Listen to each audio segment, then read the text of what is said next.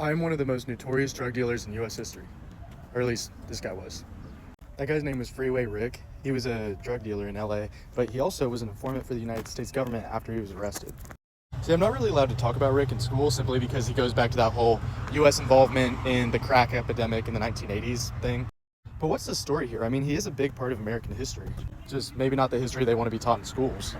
Well, it kind of ties into the Cold War because at the time, in the 1980s, the U.S. is really only looking to do one thing, and that's contain communism. And this policy wasn't just for the Eastern Bloc of Europe, it also was going to affect Latin America because there were a lot of communists there. So the U.S. wants to finance groups in South America that are going to get rid of communism.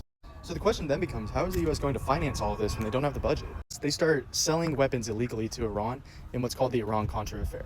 They use this money to fund rebel groups in Nicaragua, kind of in hopes that after this rebellion, there would be several others that toppled dictatorships in South America. But there was another way to make that money. The Contra was one of the rebel groups inside of Nicaragua that was backed by the United States, but they sold a ton of drugs in the U.S.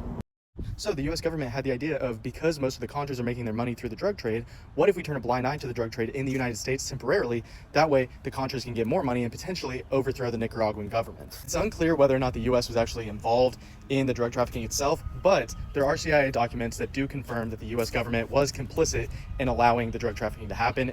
But what does this have to do with FREEWAY Rick? Well, FREEWAY Rick's dealer, a guy named Blandone, he was actually involved with the Contras and the U.S. government. In fact, he would eventually become an informant himself. Now, this brings up an important issue because how involved was the United States government in this entire thing? Were they supplying drugs to themselves? Well, yes and no, but the real issue is free speech. See, if you asked an AI engine like ChatGPT what happened, then they'd probably come up with some excuse for the U.S. government. So really, that's why I'm making this video in the first place. America is an awesome place, but it's really important to know some of the bad history so that way we don't repeat it. And that's why it's so important to stay informed, so that way you don't find yourself falling into a lie from misleading information.